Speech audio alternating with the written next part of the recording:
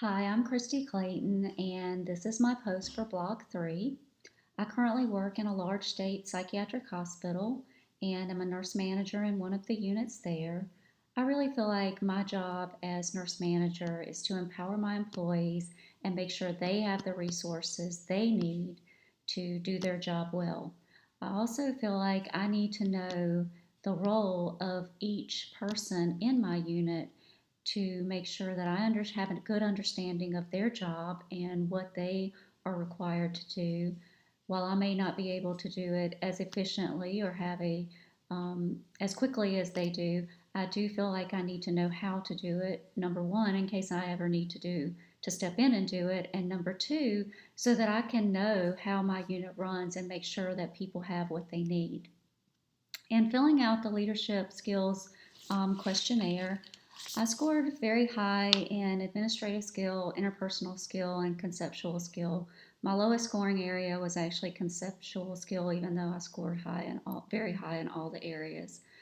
Um, the things that I feel like I would need to make sure, or the skills that I would use to make sure that I got the resources that I need, are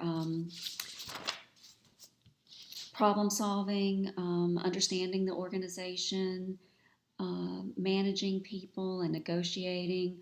One of the things that I have found in trying to staff my particular unit is negotiation is always a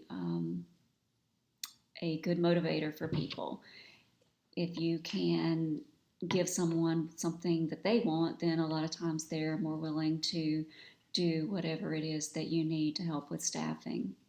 So I really try to negotiate, and if people want overtime, then doing that, but also having to, of course, as a nurse manager, also having to keep in mind budget.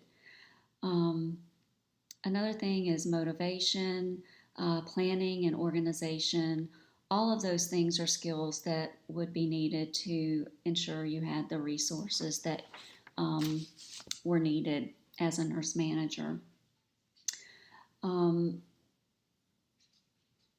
as far as the published literature that I read an article titled Transdisciplinary Coordination and Delivery of Care by Scarlett Mueller. It was actually an excellent article. It describes transdisciplinary care as involving all essential disciplines that are needed to provide effective care and who have mastered a patient centered approach. All of the jobs I've worked in have been interdisciplinary, but I don't know that everybody that was in the interdisciplinary team had necessarily mastered a patient-centered approach. So I really liked this particular definition of transdisciplinary care. Um, a few of the other things from the article that I really liked, some of the things that they talked about was that each discipline applies evidence-based knowledge and skill, and the plan of care is developed jointly by team members to establish goals that are not redundant. So I know in my particular job, a lot of times it seems like the things we do are redundant. So again, I like this definition of transdisciplinary care and the approach with this article. Um, it also even talked about, while we have, of course, you're working with in a transdisciplinary team, you're working with social work and pharmacy, and in my particular job, psychiatry and psychology. And one of the things that this article stated was that you may even pull people from that have like advocacy experience, or a leader from information technology, depending on what it is exactly that you're talking about.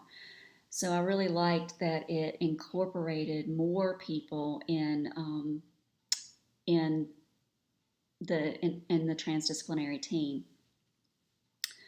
One of the other things that the article mentioned was education. It talked about one of the key elements to transdisciplinary care is education. It talked about access to care, innovative models, collaborative research, and technology solutions.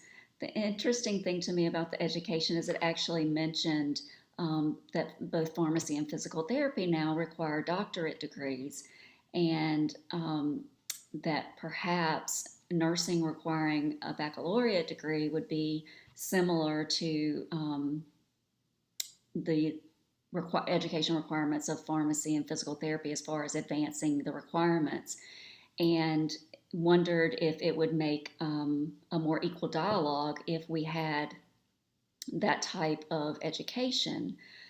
I'm not I guess I'm not completely convinced on that.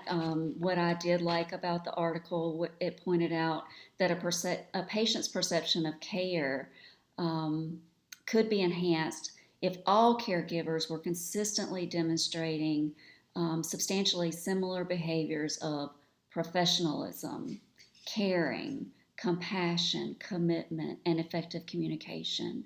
And I think that is probably a way that we definitely could all come together as a transdisciplinary team. More so than education, to me, is how is the patient perceiving us, and what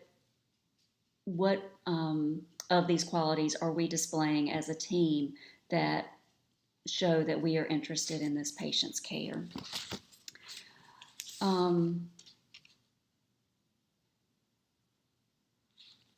As far as the levels and departments that you would need to work with in order to be effective in your role, I think you have to work with all levels. In my current role, I have to be able to work with the administrative staff as well as the direct care staff.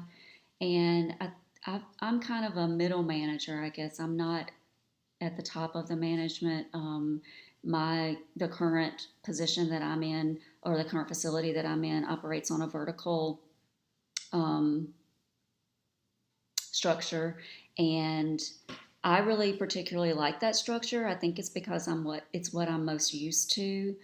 I've always worked in a vertical structure. I've never really worked in a horizontal structure where there's more of a team input.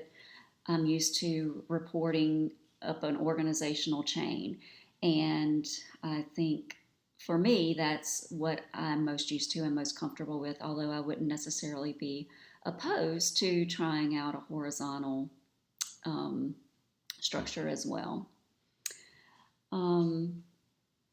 With the vertical structure, I do feel like it's efficient. It's very clear who you are reporting to, who has the specific duties. Perhaps sometimes it can be rigid, which could be a disadvantage and which would make horizontal more of an advantage.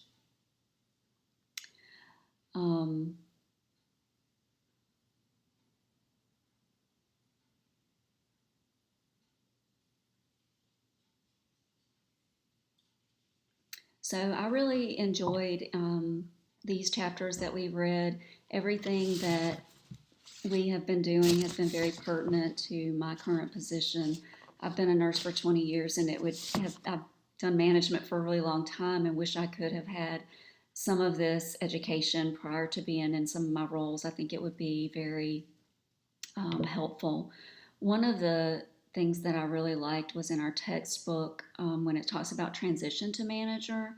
It talks about that a new manager can face situations very different from an experienced manager, and that some members might be critical or protective or hostile. Of course, anytime there's change, I think it's very difficult for people, and that you should never make this or consider this a personal assault, but that people are trying to maintain their own control of their work environment and work-related activities. And I really have found that to be true. Even though I'm not a new manager, I have, 17 years of management experience, but I am in a new role and in a new facility. So even though I have lots of management experience, they don't know me as a manager. So I have experienced some of these, the exact things that they're talking about, people being critical and those types of things. And I think as a manager, you just have to be able to take that and learn from it, and again, not consider it a personal assault, but that, people want control over their work environment, and you really have to try to work with your employees and again have that, for me, a democratic approach to management, and really get input from all players and try to make your team work the best it can. So thank you for listening to my blog.